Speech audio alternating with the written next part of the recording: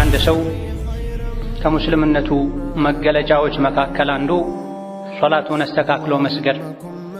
አላህ ተባረከ ወተዓላ በቀን 5 ጊዜ በግዴታነት አደብና ስርዓትን አሟልተን እፊቱ እንድንቆም እንድንሰግድለት እንድንለምነው እንድንተናነስለት አዟል።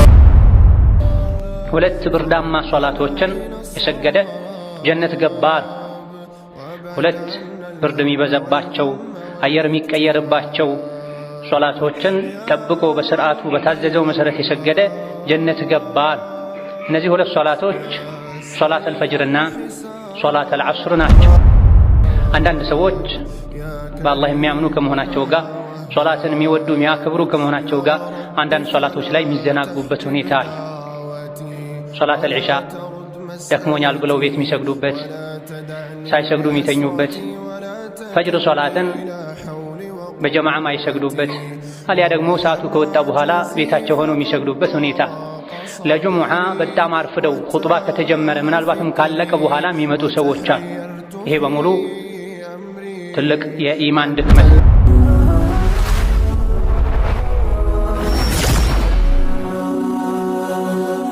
ሰብስክራይብ በማድረግ ቤተሰብ ይሁኑ። ኢነል ሐምደሊላህ ነሕመዱሁ ወነስተዒኑሁ ወነስተግፊሩህ ወነዑዙ ቢላሂ ሚን ሹሩሪ አንፉሲና ወሚን ሰይአቲ አዕማሊና መን የህዲሂላሁ ፈላ ሙዲለ ለህ ወመን ዩድሊል ፈላ ሃዲየ ለህ ወአሽሀዱ አን ላ ኢላሃ ኢለላሁ ወሕደሁ ላ ሸሪከ ለህ وأشهد أن محمدًا عبده ورسوله يا أيها الذين آمنوا اتقوا الله حق تقاته ولا تموتن إلا وأنتم مسلمون يا أيها الناس اتقوا ربكم الذي خلقكم من نفس واحدة وخلق منها زوجها وبث منهما رجالا كثيرا ونساء واتقوا الله الذي تساءلون به والأرحام إن الله كان عليكم رقيبا يا أيها الذين آمنوا اتقوا الله وقولوا قولا سديدا يصلح لكم أعمالكم ويغفر لكم ذنوبكم ومن يطع الله ورسوله فقد فاز فوزا عظيما أما بعد فإن أصدق الحديث كتاب الله وخير الهدي هدي محمد صلى الله عليه وعلى آله وصحبه وسلم تسليما كثيرا وشر الأمور محدثاتها فإن كل محدثة بدعة وكل بدعة ضلالة وأوصيكم ونفسي بتقوى الله يا عباد الله فاتقوا الله تعالى حق التقوى يا الله باروچوي الله ያዛችሁን በመታዘዝ የከለከላችሁን በመከልከል ሁሌም በሁሉም ጉዳይ ላይ በሁሉም ቦታ ላይ ፍሩት። አላህን ተባረከ ወተዓላ ከመፍራት መገለጫዎች አንዱ 5 ወቅት ሶላትን በአግባቡ መስገድ። አንድ ሰው ከሙስልምነቱ መገለጫዎች መካከል አንዱ ሶላቱን አስተካክሎ መስገድ። አላህ ተባረከ ወተዓላ በቀን 5 ጊዜ በግዴታነት አደብና ስርዓትን አሟልተን እፊቱ እንድንቆም እንድንሰግድለት እንድንለምነው እንድንተናነስለት አዟል። ሶላት በአላህና በሰው ልጆች መሃል መገናኛ መንገድ። ነቢዩ ዓለይሂ ሰላቱ ወሰላም የሰው ልጅ ከመቼውም በላይ ወደ አላህ ቅርብ የሚሆነው ስጁድ ላይ ሲሆን ነው። ዱዓ አብዙ፣ ዱዓችሁ ተቀባይነት የማግኘት እድሉ ሰፊ ነው በማለት የሶላትን ደረጃ የስጁድን ደረጃ ነግረውና ሶላትን በአግባቡ በስርዓቱ የሰገደ ከሶላት ውጪ ያሉ ህግጋትንም ይጠብቃል፣ ያከብራል። ሶላትን ቸላ ያለና የተዘናጋ ከሶላት ውጪ ያሉ ህግጋትንም ቸላ ይላል። ለሶላት ግድ የለሽ የሆነ ሰው ከሶላት ውጪ ያሉ የዲን ጉዳዮችም እንደዚሁ ትኩረት የማይሰጥና የሚያበላሽ ይሆናል።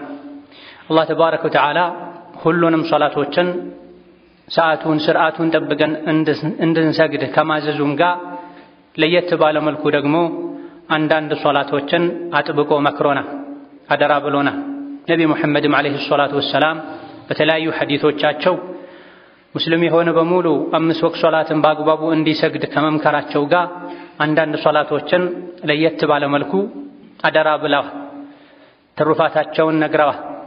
አንዳንድ ሶላቶችን ቸላ ማለት የሚያስከትለውን አደጋና ጉዳት ገልጸዋል። ሁሉንም ሶላት ትኩረት ሰጥተን ከመስገዳችንም ጋር ለየት ባለ መልኩ ፈጅርን፣ ዐስርን፣ ዒሻን፣ ጁሙዓን ጠንቀቅ እንድንል ትኩረት እንድንሰጣቸው በተለያዩ ሐዲቶች ተመክሯል። ሓፊዙ ዐለ ሶላዋት፣ ሁሉንም ሶላቶችን ጠብቃችሁ ተጠንቅቃችሁ ስገዱ። ወሶላቲል ውስጣ፣ በተለይ ደግሞ ምርጧን ሶላት አለ አላህ ተባረከ ወተዓላ። ምርጧ ሶላት ማናት? የተለያዩ አስተያየቶች ያሉ ሲሆን የተወሰኑት ዙህር ነው ብለዋል፣ ሌሎች ዐስር ነው ብለዋል። ሁሉም ሶላቶች እዚህ ውስጥ ይካተታሉ። በተለይ የሰው ልጆች በከስብ በስራ የሚዘናጉባቸው ሶላቶችን ልዩ ትኩረት እንዲሰጡ አላህ ተባረከ ወተዓላ መክሯል። እንደዚሁ ደግሞ አንዳንድ ሰዎች የሚዘናጉባቸው ሶላቶችን ትኩረት ሰጥቶ መስገድ ከየትኛውም ዱንያዊ ሓጃ ጉዳይ ማስቀደም ያለውን ጠቀሜታም ነቢዩ ዓለይሂ ሰላቱ ወሰላም በመንገር ለአንዳንድ ሶላቶች ይበልጥ አነሳስተዋል። ቃለ ሰለላሁ ዐለይሂ ወሰለም መን ሶለል በርደይኒ ደኸለል ጀነ፣ ሁለት ብርዳማ ሶላቶችን የሰገደ ጀነት ገባ። ሁለት ብርድ የሚበዛባቸው አየር የሚቀየርባቸው ሶላቶችን ጠብቆ በስርዓቱ በታዘዘው መሰረት የሰገደ ጀነት ገባ።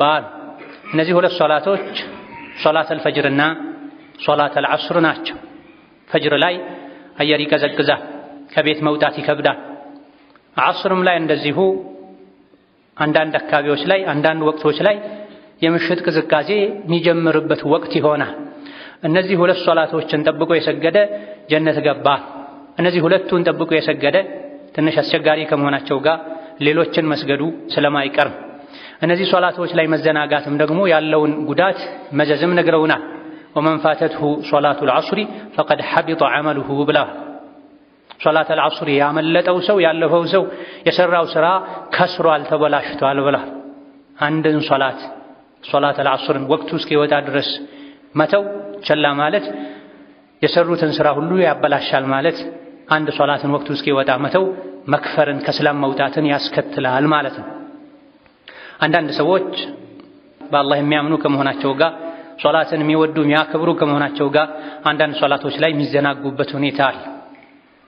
ሶላተል ዒሻ ደክሞኛል ብለው ቤት የሚሰግዱበት፣ ሳይሰግዱ የሚተኙበት፣ ፈጅር ሶላትን በጀማዓ ማይሰግዱበት፣ አሊያ ደግሞ ሰዓቱ ከወጣ በኋላ ቤታቸው ሆነው የሚሰግዱበት ሁኔታ፣ ለጁሙዓ በጣም አርፍደው ኹጥባ ከተጀመረ ምናልባትም ካለቀ በኋላ የሚመጡ ሰዎች አሉ። ይሄ በሙሉ ትልቅ የኢማን ድክመትን ራስን መጉዳትን አላህ አደራ ያለንን ሶላት ችላ ማለትን። በተለይ ዐስርና ፈጅር ሶላት በሁለት ፈረቃ የሰው ልጅን የሚጠብቁ መላኢኮች የሚታደሟቸው ሶላቶች ናቸው። ነቢዩ ዓለይሂ ሰላቱ ወሰላም የቀንና የማታ ጠባቂ መላኢኮች፣ ስራችሁን የሚከታተሉ መላኢኮች እናንተ ላይ ይተካካሉ። ሁለቱም መላኢኮች ደግሞ ፈጅርና ዐስር ላይ ይገናኛሉ ብላ ማታ የሚጠብቁት ዐስር ላይ ይወርዳሉ የማታ ጥበቃቸውን ለመረከብ። ቀን የጠበቁት ደግሞ ዐስር ላይ ይወጣሉ። ሁለቱም ዐስር ላይ ይገናኛሉ። እንደዚሁ ፈጅር ላይ ይገናኛሉ።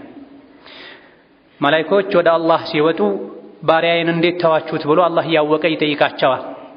ትናንት ልንጠብቀው ስንሄድም እሱን ልንከታተል ስንሄድም ሲሰግድ ነው የተረከብነው። አሁንም ለቀጣይ ተረኛ አስረክበን ስንመጣ እየሰገደ ነው አስረክበን የመጣ ነው ይላሉ ተብሏል። ዐስርና ፈጅር ላይ የሚዘናጋ ሰው መላኢኮች መዘናጋቱን ግዴለሽነቱን ወደ አላህ ተባረከ ወተዓላ ሪፖርት ያቀርባሉ። ዐስርም ፈጅርም በአግባቡ በስርዓቱ ከሁሉም ነገር ሶላቱን አላህ ፊት መቆሙን አስበልጦ የሰገደ እንደሆነ ደግሞ ልጠብቀው ሲሄድም እየሰገደ ነበረ፣ ስመጣም እየሰገደች ነበር ይላል። ይሄ ትልቅ ክብር ነው። በተቃራኒው ደግሞ ሶላትን መተው ትልቅ ውርደት፣ ራስን መጉዳት ነው። ከሁሉም ሶላቶች ለየት ባለ መልኩ ብዙ ሰውን የሚፈትነው ሶላተል ፈጅር ነው። ድንገት እንግዳ ቤት አድሮ ጎትቶ ካላመጣቸው በስተቀር መንገድ ሲሄዱ ለዱንያ ለጉዞ ሲወጡ እግረ መንገዳቸው ካልሰገዱ በስተቀር ፈጅር ላይ መስጅድ ፊታቸው ማይታይ ሰዎች አሉ። ቤት ከሴቶች ጋር ከአካል ጉዳተኞች ጋር የሚሰግዱ አሊያ ደግሞ ጭራሽ ለቁርስ ሲነሱ እንጂ ማይሰግዱ ሰዎች አሉ። ይሄ ትልቅ ድክመት ነው፣ አደጋ ነው። አላህ ሶላት ስገዱ ብሎናል። 5 ወቅት ሶላት ስገዱ ብሎን ያዘዘን 4 ሳይሆን 5ቱንም ሶላቶች በሽተኛ ካልሆነ በስተቀር በቂ ምክንያቶች ዑዝሮች ከሌሉት በስተቀር ጤነኛ የሆነ ወንድ መስጂድ እንዲሰግድ ነው ያዘዘው። ስለዚህ ዙህርን በስርዓቱ እንደምንሰግደው ሁሉ ፈጅርንም በስርዓቱ ለመስገድ ራሳችንን ልናስገድድ ልናዘጋጅ ይገባና ፈጅርን መስገድ እየፈለጉ እየጓጉ ራሳቸውን እየወቀሱ የማይችሉ ሰዎች አሉ። ሁሌ እየተመኙ እየጓጉ የሚኖሩ ፈጅርን በሰዓቱ በስርዓቱ በጀማዓ መስጂድ መጥቶ ለመስገድ የሚያግዙ የተወሰኑ ነጥቦች አሉ። ከዚህም አንዱ ለሶላት አልጀማዓ በተለይ ለፈጅር ሶላት ትኩረት መስጠት፣ ራስን ማዘጋጀትን። የተኛውም ጉዳይ ትኩረት ከሰጡት ማሳካት ይቻላል፣ ማድረግ ይቻላል። ትኩረት ካልሰጡት ነው፣ ከናቁት ቸላ ካሉት ነው ብዙ ነገር ሊያልፍ ሊከብድ የሚችለው።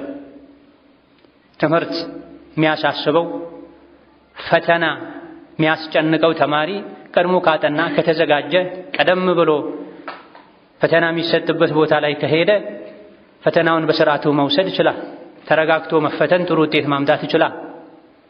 ጉዞ ያለበት ሰውም ቀድሞ ለጉዞ ከተዘጋጀ እንደዚሁ በረራ ያመልጠው። ቸላ ካለና ከተዘናጋ ግን ለጉዳዩ ትኩረት ካልሰጠ ፈተናም ሊያልፈው ይችላል፣ ውጤቱ ደካማ ሊሆን ይችላል፣ ጉዞም ሊሰናከልበት ይችላል። የአኼራ ጉዞም እንደዚሁ ለሶላት ትኩረት መስጠት፣ መጨነቅ፣ መዘጋጀት፣ ስንፍናን ማስወገድ ለፈጅር ሶላት በጀማዓ ለመስገድ እንዲታደሉ ያደርጋል። ሙእሚኖች አላህ የሚፈሩ ሰዎች ሶላት ምግብ እንደመብላት ውሃ እንደመጠጣት ይቀላቸዋል። ምግብ መጠጥ ከሚያረካቸው በላይ ከሚያስደስታቸው በላይ ሶላት ዒባዳ ያስደስታቸዋል። ኢማናቸው ደካማ የሆነ ሰዎች ደግሞ ሶላት የዓለም ተራራን የመሸከም ያክል ሊከብዳቸው ይችላል። ወኢዛ ቃሙ ኢለ ሶላት ቃሙ ኩሳላ፣ ለሶላት ሲቆሙ እየከበዳቸው እየተሰላቹ ይቆማሉ ብሏል። ውስጡ ላይ ኢማን የሌለ ደካማ የሆነ ለሶላቱ ለዲኑ ማይጨነቅ ሰው። ትክክለኛ አማኝ ግን ሲሰግድ ነው ረፍት የሚያገኝ፣ ደስታ የሚያገኝ፣ ሰላም የሚያገኝ። ለዚህ ነው ነቢያችን ዓለይሂ ሰላቱ ወሰላም ቢላል ሆይ ኢቃም በል በሶላት ረፍት ስጠን ይሉ ነበር። የትክክለኛ ሙእሚን ረፍቱ ሶላት፣ እንቅልፍ ሳይሆን፣ ፍራሽ ብርድ ልብስ ሳይሆን፣ ሙቀት ሳይሆን። እንደዚሁ ፈጅር ሶላትን በአግባቡ በሰዓቱ በጀማዓ ለመስገድ ከሚያግዙ ነገሮች አንዱ ሶላተል ፈጅርን በመስገድ የሚገኘውን ትሩፋት ማወቅ፣ እንደዚሁ ደግሞ ባለመስገድ የሚደርስብንን ኪሳራ መረዳት። ፈጅር ሰላትን በጀማዓ መስጂድ ሄጄ በሰዓቱ ከቻልኩ ወደ አወል ሶፍ ጠጋቢዬ በመስገድ ምንድነው ማገኘው ብለን ራሳችንን ልንጠይቅ፣ ይሄም ባለማድረጌ ደግሞ ምንድነው ማጣው ብለን ራሳችንን ልንፈትሽ ይገባን። ፈጅርን በጀማዓ መስጂድ ሄዶ ባለመስገድ ከሚመጡ አደጋዎች ሁሉ የከፋ የሚባለው ልንፈራው የሚገባው ሶላተል ፈጅርን በጀማዓ መስጂድ ሄዶ አለመስገድ የሙናፊቅነት ምልክት ነው፣ የአስመሳይነት ምልክት ነው። ቀን ላይ ሰዎች ስለሚያዩ መስጂድ ሄዶ መስገድ፣ ማታ ላይ ሰዎች ስለማያዩ እቤት መስገድ፣ ማርፈድ፣ ምናልባትም መተው የአስመሳይነት ከልብ ያለማመን ምልክት ነው። ለዚህ ነው ነቢዩ ዓለይሂ ሰላቱ ወሰላም አትቀሉ ሰለዋት ዐለል ሙናፊቂነ ሶላቱል ዒሻኢ ወሶላቱል ፈጅር፣ ለሙናፊቅ በጣም የሚከብድ ሶላተል ዒሻና ሶላተል ፈጅር ነው። እንደው ዱንያዊ ቁሳዊ ጥቅም አለው ቢባልና የአንድ በግ እግር እንኳ ስጋ ታገኛላችሁ ቢባሉ አይደለም አላህ በሰጣቸው በሁለት እግራቸው ቆመው ይሄን እንኳ አቅም ቢያጡ በሆዳቸው የተንፋቀቁ ይመጡ ነበር ብለዋል ነብዩ ሰለላሁ ዐለይሂ ወሰለም። ቀን ላይ ለሥራ በሄዱበት ከቢሮ ቅርብ መስጂድ ስላለ ግራቀኝ ሰዎች ወደ መስጂድ ስለሚሄዱ አፍሮ መሄድ፣ ምሽት ላይ ሲሆን ግን ጨለማን ተጠቅሞ እቤት መቅረት የሙናፊቆች ባህሪ ነው። እንደዚሁ ደግሞ አላህን ተባረከ ወተዓላ ጠርቶ ለሱ መልስ ባለመስጠት አላህን መናቅ። ሐይ ዐለ ሶላህ ና ወደ ሶላት ተብሏል። በቀን 5 ጊዜ ነው ሐይ ዐለ ሶላህ የሚባለው፣ ሐይ ዐለል ፈላህ የሚባለው። ፈጅር ላይ ደግሞ ከዚህም በተጨማሪ አሶላቱ ኸይሩን ሚነን ነውም ይባላል። ሶላት ከእንቅልፍ ይሻላል፣ ሶላት ከእንቅልፍ ይሻላል፣ ከእረፍት ይሻላል እየተባለ እኔ እረፍት ይሻለኛል፣ እኔ እንቅልፍ ይሻለኛል ማለት ነው የሚሆን ታማሚ ካልሆነ በስተቀር ጽኑ ህመም አሞት መስጂድ በመሄዱ ህመሙ የሚባባስበት ከሆነ አሊያ ደግሞ በትክክል ለህይወት የሚያሰጋ ነገር ካለ ጎርፍ ካለ ሽፍታ ካለ መሰል ነገሮች ከሌሉ በስተቀር ጤነኛ የሆነ ወንድ ሐይ ዐለ ሶላህ ሰምቶ ሐይ ዐለል ፈላህ ሰምቶ ቤት ሊሰግድ አይገባም። የገፍላን ብርድ ልብስ ዞር አድርጎ ወደ መስጂድ ሊሄድ ይገባል። ወከዛሊክ ባለመስገድ የሚመጡ አደጋዎችን ችግሮችን መረዳት አጅሩን ያሳጣል፣ ሙናፊቅ ያስብላል። እንደዚሁ ደግሞ ትልቁ አጋዥ ከሚባሉ ነገሮች አንዱ እዛው ፈጅርን ትቼ በተኛሁበት በሞተስ ወደ አኺራ ብሄድስ እያሉ ራስን መጠየቅም ፈጅርን በአግባቡ ለመስገድ ከሚያግዙ ነገሮች መሃል አንዱ። አላህ ተባረከ ወተዓላ ወደ መስጂድ ጠርቶኝ መሰማበት ጆሮ ማየበት አይን ሰጥቶኝ መሄድበት እግር ሰጥቶኝ ጤና ሰጥቶኝ ና ወደ መስጂድ በፊቴ ቁም ለ10 ለ20 ደቂቃ ብሎኝ አይባልኩበት ባመጽኩበት ከአኺራ ዱንያን ባስበለጥኩበት ለጀነት ከመልፋት የዱንያ አረፍተን በመረጥኩበት ሁኔታ ላይ እስከነ ወንጀሌ በሞትስ ስንትና ስንት ከፍራሽ ወደ ቃሬዛና ከፈን የሄዱ ሰዎች አሉ። ይሄኔ ጸጸቱ አይቻልም። አኺራ ላይ መጸጸት መቆጨት ማይጠቅምበት ወቅት ላይ መጸጸትን ያስከትላል። ረብ እርጂዑን ጌታዬ ሆይ እመልሰኝ ወደ ዱንያ ያበላሸሁትን አስተካክዬ ያጎደልኩትን አሟልቼ አይደለም ምንጣፍ ላይ እሾህ ላይ እሳት ላይ ስጁድ አድርጌልህ እመጣለሁ እንዲሉ የሚያደርግ ከፍተኛ ጸጸት ይሰማል። የፈጅር ሶላት ወቅት አላህ ተባረከ ወተዓላ ወደ ቅርቧ ሰማይ ወርዶ ባሮቹን የሚያናግርበት ማነው ምህረት የሚፈልግ ማነው ተውበት የሚያደርግ የምቀበለው የሚልበት ወቅት ነው። የፈጅር ሶላት እስኪጠናቀቅ ድረስ አላህ ወደ ቅርቡ ሰማይ የመውረዱ ትሩፋት ይቀጥላል ተብሏል። የአላህ ባሮች ወደ መስጂድ ሄደው ለአላህ ተናንሰው ሰግደው ለመነው ወንጀላቸውን አራግፈው አጅራቸውን ተሸክመው ሲመለሱ ጋፍል የሆነ አኺራን የረሳ የድንገት ሞትን የማይፈራ ሰነፍ እዛው ተኝቶ ሊያሳልፍ አይገባም። አይ ብሎ ይሄን ያደረግ እንደሆነ ወሰያዕለሙ الذين ظلموا أي منقلب ينقلبون በዳይ ምንኛ የከፋ መመለሻ እንደሚጠብቀው አኺራ ላይ ወደፊት ያውቃል። ያኔ ማወቁ ምንም አይጠቅምም። ይህ እንዳይሆን ዛሬ የፈጅር ሶላትን በአግባቡ መስገድ፣ አጋዥ ነገሮችን መጠቀም፣ ከሙናፊቆች ከመሆን መራቅ፣ መጠንቀቅ፣ መስጋት ያስፈልጋል። ኢነል ሙናፊቂነ ዩኻዲዑነ አላህ ወሁወ ኻዲዑሁም ወኢዛ ቃሙ ኢለ ሶላቲ ቃሙ ኩሳላ ዩራኡነ ናሳ ወላ የዝኩሩነ አላህ ኢላ ቀሊላ። ሙናፊቆች አታላዮች ናቸው። አላህንም ለማታለል ይሞክራሉ፣ ያስመስላሉ። ለሶላት ሲቆሙ እየተሰላቹ እየቀፈፋቸው እያዛጉ ይቆማሉ። ሰውን እያዩ ነው የሚሰግዱት። ሰው ካለ ይሰግዳሉ፣ ከሌላ አይሰግዱም። ጥቂትን እንጂ አላህን አያስታውሱም በማለት የሙናፊቆችን ባህሪ ዘርዝሯልና ከሙናፊቅ ባህሪ ራሳችንን ልናጸዳ ከሙናፊቅነት የመጥራት አንዱ ምልክት ፈጅር ሶላትን ዒሻ ሶላትን በጀማዓ መስገድ መሆኑን አውቀን በዚህ ነገር ራሳችንን ልንጫን አጋዥ ነገሮችን ልንጠቀም يقبانا بارك الله لي ولكم في القرآن العظيم ونفعني وإياكم بما فيه من الآيات والذكر الحكيم أقول قولي هذا وأستغفر الله لي ولكم ولسائر المسلمين من كل ذنب وخطيئة فاستغفروه إنه هو الغفور الرحيم والبر الكريم. الحمد لله على إحسانه والشكر له على توفيقه وامتنانه وأشهد أن لا إله إلا الله وحده لا شريك له تعظيما لشأنه وأشهد أن محمدًا عبده ورسوله الداعي إلى رضوانه صلى الله عليه وعلى آله وأصحابه وإخوانه وسلم تسليما كثيرا. أما بعد صلاة الفجر بأقبابه بسرعاته بجماعة بنكات لمسجدنا فجرا يمسجد تكم لما قنيت كم يعجزون قروت شاندو بنبي سنة مسرت ماتا بقزي متنياتنا نبي عليه الصلاة والسلام ከዒሻ በኋላ ማርፈድን ሳይተኙ መቆየትን ከዒሻ በፊት ደግሞ በመግሪብና ዒሻ መሃል መተኛትን ይጠሉ ያወግዙ ነበር።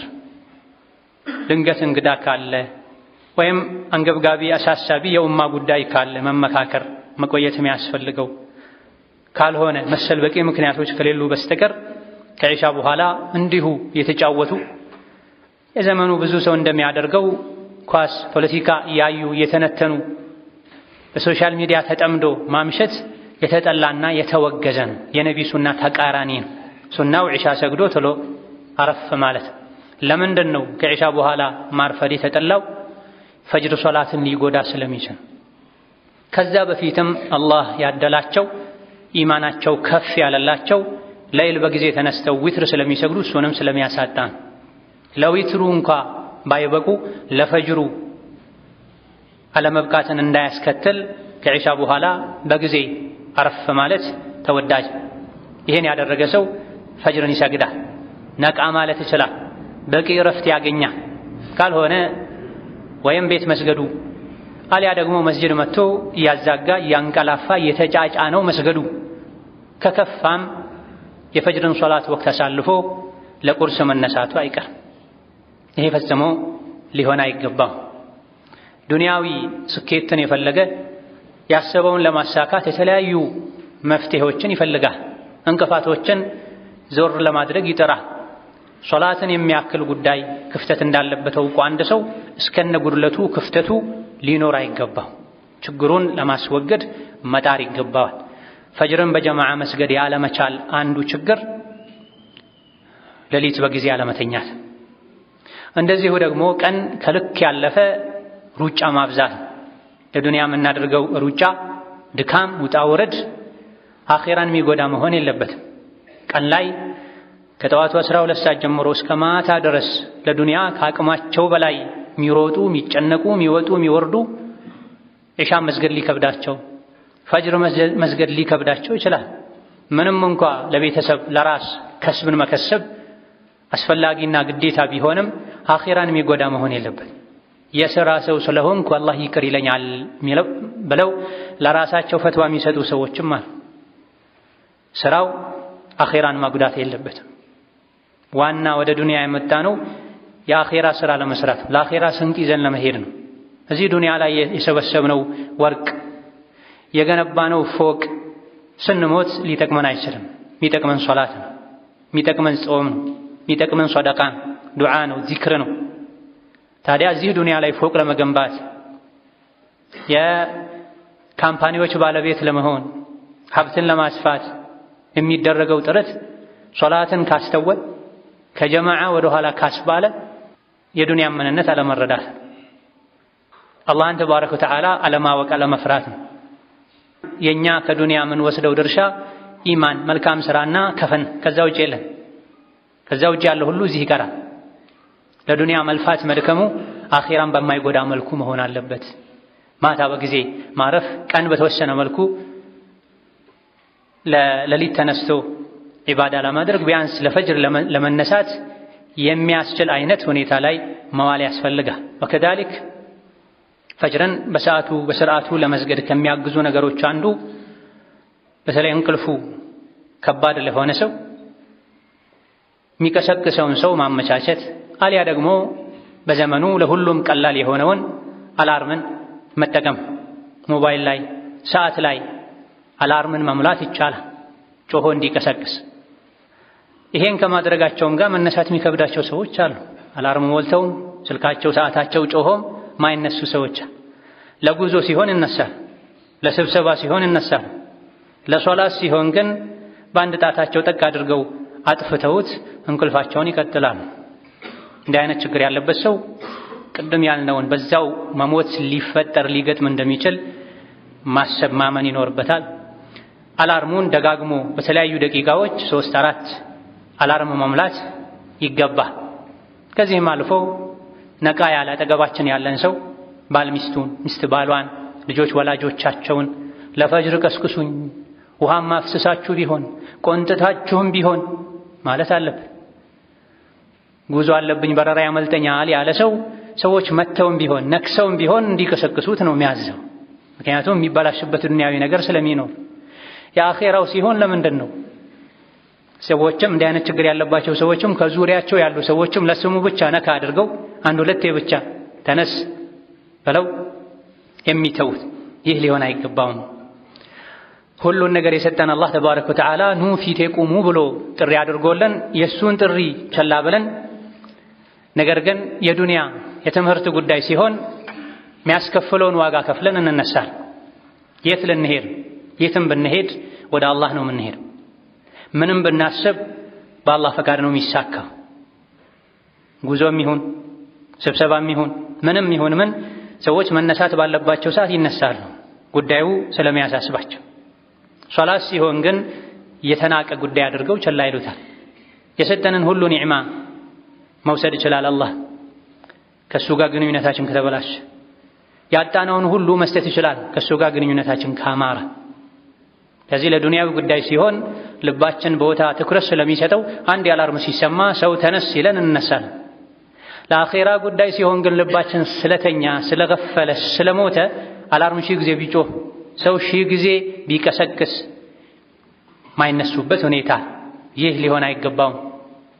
ሶላትን ሁሉንም በአግባቡ 5 ወቅት ሶላቶችን መስገድ፣ በተለይ ደግሞ ፈጅርን፣ ዐስርን፣ ዒሻን፣ ጁሙዓን በአግባቡ መስገድ ዲን ላይ ቀጤ ማለት አንዱ ምልክት ነው።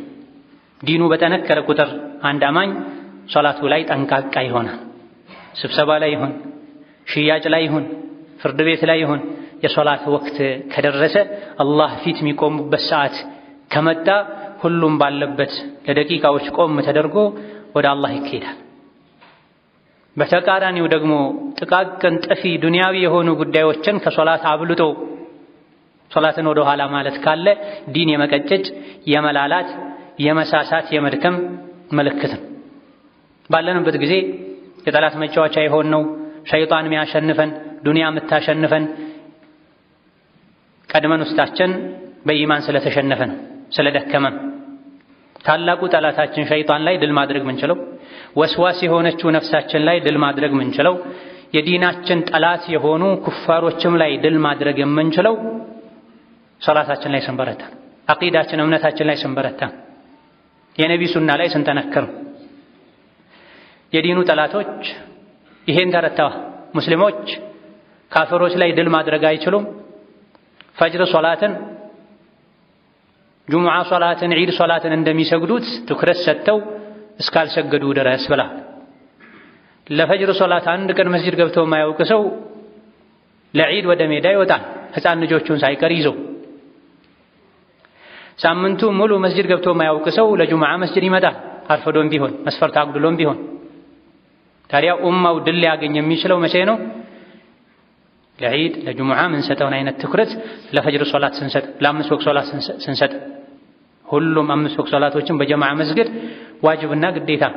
ታዲያ በሳምንት ጁሙዓ በጀማዓ መስገድ ግዴታ ነው ብለን አምነን ሌሎችን 6ቱን ቀኖች ቸላ የምንልበት፣ 4-3 ሶላቶችን ሰግደን 2ቱን አንዱን ምንተውበት ምክንያት ምንድን?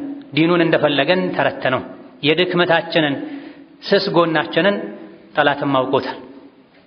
ሙስሊሞች ጠላታቸውን ሊያሸንፉ ዲንን የበላይ ሊያደርጉ አይችሉም ፈጅርን ልክ እንደ ጁሙዓ በነቂስ ወጥተው በብዛት በንቃት እስካልሰገዱ ድረስ ብላ። ይህ ሆኖ ሳለ ዛሬ አይደለም ፈጅርን ጠላት እንኳ በዚህ ልክ ምሳሌ የሚያደርገው ጁሙዓን እንኳ አርፍደው የሚመጡ ስራቸውን ሲሰሩ ቆይተው ኢቃም ሲባል ኹጥባን ትተው ሄደው የሚሰግዱ፣ ለኳስ ብለው ጁሙዓ የሚተው፣ ለኳስ ብለው ጁሙዓ የሚተው፣ ለንግድ ብለው ጁሙዓ የሚተው፣ ለጫረታ ብለው ጁሙዓ የሚተው ሰዎች አሉ በዘመናችን። የትም ቆይቶ ኹጥባ አልቆ ኢቃም ሲባል የሚመጡ ሰዎች አሉ። በዚህም ኹጥባን የማድመጥ ምንዳ ያልፋቸው፣ ሶላትን ቁጭ ብሎ የመጠባበቅ ደረጃን ያጣሉ። ኹጥባ ሲያልቅ ደርሰው የሚሰግዱና ኹጥባን አድምጠው የሚሰግዱ አጅራቸው አንድ አይደል። የተወሰኑ ሊቃውንት እንዳሉትም ኹጥባ ያመለጠው ሰው ተጨማሪ 2 ረካ መስገድ አለበት፣ ከሱ 4 ረካ ነው የሚጠበቀውም ብለዋል። ምክንያቱም ጁሙዓ 2 ረካ የተደረገው ኹጥባው እንደ 2 ተቆጥሮ ነው። ኹጥባ ከሌለ እንደ ዙህር ነውና የሚቆጠረው ያሉማ። ምን ማለት ነው ይሄ? ጁሙዓ ቀን ዘንግቶ ቸላ ብሎ አርፍዶ የመጣ ኹጥባ ሳያደምጥ ሶላት ብቻ የሰገደ 2 ረካ ይጎድለዋል ማለት ነው። ምንም አይመስላቸው ሰዎች አሉ። አንድ መስጂድ ላይ ተሰግዶ ከደረሱ ሌላ መስጂድ ላይ የሚሮጡ ጭንቀታቸው 2 ረካ ላይ ብቻ የሆነ ኹጥባ የሶላቱ አካል መሆኑን የማያውቁ። ይሄ አልፎ አልፎ የተኛውንም ሰው ሊገጥም ይችላል። በድንገተኛ ጉዳዮች ሐኪም ቤት በመሄድ ከሩቅ በመምጣት በመንገድ መዘጋጋት በመታመም በመድከም አልፎ አልፎ ሊገጥም ይችላል። አብዛኛው መገለጫው ግን ይሄ ሊሆን አይገባውም ሙእምን። ለዚህ ነው ቀደም ተብሎ ለጁምዓ ዝግጅት እንዲደረግ የታዘዘው። ጁምዓ ጠዋት በዚህ መልኩ የሚዘናጋ ሰው ጁምዓ ጠዋት ስራ ባይሰራ በጊዜ ተዘጋጅቶ መስጂድ ቢገባ ይመረጣል። ይሄን እንኳን ማድረግ ባይችል ለሶላት 1 ሰዓት ሲቀረው ሊዘጋጅ ይገባል። ግማሽ ሰዓት ሲቀረው ሊዘጋጅ ይገባል። አዳን ሲሰማ ብቻ አይደለም። በተለይ አንድ አዳን የሚደረግበት አካባቢ ላይ አዳን ሲሰማ ብቻ ዝግጅት የሚጀምር ሰው ኹጥባ ያልፋል። ኢማሙ ሚንበር ላይ ሲወጣ መላእክቶች መዝገባቸውን ጠቅልለው ኹጥባ ለማድመጥ ይቀመጣሉ ብለዋል ነብዩ ሰለላሁ ዐለይሂ ወሰለም። ከዚህ ሐዲስ በመነሳት ኢማም ሚንበር ላይ ከወጣ በኋላ ጁምዓ የገባ ሰው የጁምዓን አጅር አያገኝም ተብሏል። ስለዚህ ጁምዓም ላይ ተዘናግተን ፈጅርም ላይ ተዘናግተን ኢሻም ላይ ተዘናግተን ምን አይነት ጀነት ነው ተስፋ የምናደርገው? ምን አይነት ሶላት ነው የምንሰግደው? 5 ወቅት ሶላቶችን አላህ ግዴታ አድርጎባችኋል። ጠብቆ በስርዓቱ የሰገዳቸው ሰው አላህ ጀነት ሊያስገባው ቃል ገብቶለታል ብሏል ነብዩ ሰለላሁ ዐለይሂ ወሰለም። 5 ወቅት ሶላቶችን ያልሰገደሳ ጀነት የመግባት ቃል የለውም። ከፊርዓውን ከሃማን ከቃሩን ከአቡ ጃህል ጋር አላህ ይቀሰቅሰዋልም ተብሏል። ስለዚህ ጠፊ በሆነችው ዱንያ መሸንገልን በመተው ለአኺራችን ልንጨነቅ 5 ወቅት ሶላትን ብዙ ኒዕማ ለሰጠን አላህ እሱ በሚወደው መልኩ የሱ ቤት ሄደን መስጂድ ሄደን በአግባቡ በስርዓቱ ልባችን ሰብስበን ልንሰግድ ይገባናል። اللهم حبب إلينا الإيمان وزينه في قلوبنا وكره إلينا الكفر والفسوق والعصيان واجعلنا من الراشدين. اللهم أعنا على ذكرك وشكرك وحسن عبادتك. اللهم أعنا على ذكرك وشكرك وحسن عبادتك. اللهم أعنا على ذكرك وشكرك وحسن عبادتك. اللهم أذقنا برد عفوك وحلاوة مناجاتك. اللهم أذقنا برد عفوك وحلاوة مناجاتك. اللهم أذقنا برد عفوك وحلاوة مناجاتك. اللهم اغفر للمسلمين والمسلمات والمؤمنين والمؤمنات الأحياء منهم والأموات إنك سميع قريب مجيب الدعوات. اللهم فرج هم المهمومين ونفس كرب المكروبين وقض الدين عن المدينين واشف مرضنا ومرضانا ومرضى المسلمين. اللهم اشف مرضنا ومرضانا ومرضى المسلمين. اللهم ارحم موتانا وموتى المسلمين. اللهم ارحم موتانا وموتى المسلمين. اللهم ارحم موتانا وموتى المسلمين. اللهم انصر المسلمين والمسلمات في كل مكان. اللهم اعز الإسلام والمسلمين. اللهم اعز الإسلام والمسلمين وانصر المظلومين والمستضعفين في كل مكان. اللهم انصر إخواننا المستضعفين والمظلومين في فلسطين. اللهم انصر إخواننا المظلومين والمضطهدين في غزة. اللهم كن لهم مؤيدا ونصيرا وظهيرا. اللهم كن لهم مؤيدا ونصيرا وظهيرا. اللهم كن لهم مؤيدا ونصيرا وظهيرا. اللهم لا تكلهم إلى أنفسهم ولا إلى أحد من خلقك طرفة عين. لا حول ولا قوة إلا بك. لا حول ولا قوة إلا بك. لا حول ولا قوة إلا بك. ربنا آتنا في الدنيا حسنة وفي الآخرة حسنة وقنا عذاب النار. آمين والحمد لله رب العالمين. وصلى الله وسلم وبارك على نبينا محمد وعلى آله وصحبه أجمعين.